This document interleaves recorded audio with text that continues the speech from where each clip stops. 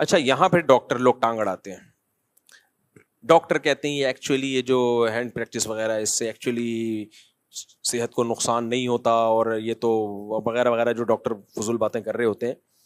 دیکھو ایک چیز خوب اچھی طرح سمجھ لو, ہر چیز میڈیکل سائنس سے ثابت نہیں ہو سکتی.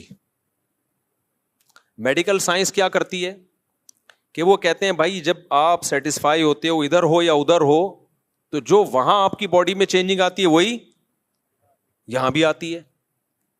یعنی وہ تو اس کو بالکل ایک سمپل اس پر لے کے جا رہے ہوتے ہیں, لیکن حقیقت یہ ہے اس سے میڈیکلی بھی آپ کو نقصان ہوتا ہے, کیونکہ مینٹلی آپ ڈسٹرب ہوتے ہو.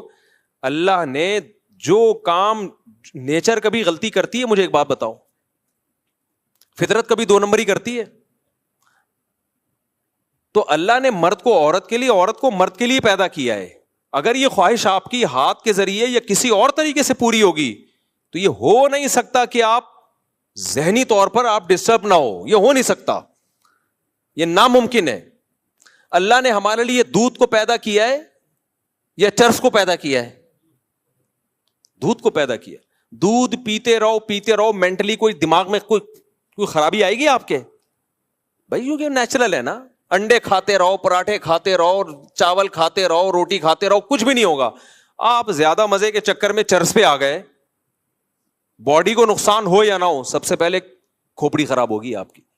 تو یہ جو ہاتھ سے خواہش پوری کرنے کی جن کو عادت پڑتی ہے, یہ مینٹلی ڈسٹرب ہوتے ہیں. اب وہ کیسے ہوتے ہیں ایک الگ ٹاپک ہے, میں زیادہ یہ اس کو ڈیپ میں جا کے نہیں بیان کرتا. ان کی شادی شدہ لائف بہرحال متاثر ہوتی ہے, یہ ہو نہیں سکتا کہ وہ متاثر نہ ہو.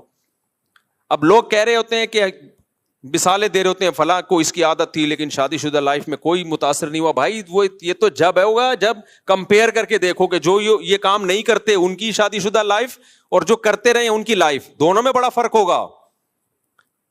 آپ کمپیئر کیسے کرو گے؟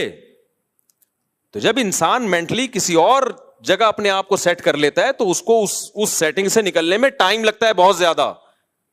میرے پاس کتنے نوجوان آئے ہیں جن کو عادت ہو گئی تھی, بہت زیادہ عادت ہو گئی, تو وہ اتنے ڈسٹرب ہوئے, وہ کہہ رہے ہیں ہم اسی کام میں سیٹسفائی زیادہ ہوتے ہیں.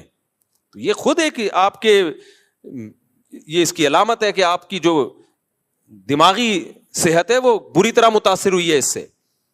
اس لیے وقتی طور پر اگر باڈی کو کوئی نقصان ہو بھی رہا ہو نا, جیسے ڈاکٹر کہتے ہیں کہ آپ اپنی خواہشات پہ جو کنٹرول کر رہے ہو اور اس کو پورا نہیں کر رہے, تو آپ کا جسم بھی متاثر ہوگا, بھوک نہیں لگے گی, تو یہ وقتی نقصان ہے. یہ شادی کے بعد یہ سارے سائیڈ افیکٹ ختم ہو جائیں گے, لیکن اگر غلط طریقے پہ سیٹ ہو گئے نا تو وقتی طور پہ یقیناً کچھ فائدے حاصل ہو سکتے ہیں, لیکن دائمی طور پہ اس کے نقصانات ہوں گے. اور سب سے بڑی بات یہ یار, ایک چیز میں اگر فائدہ ہو بھی صحت کو بالفرض, لیکن جب ہمارے لیے وہ اللہ نے حرام قرار دے دیا تو بس مسلمان کے لیے یہ نقصان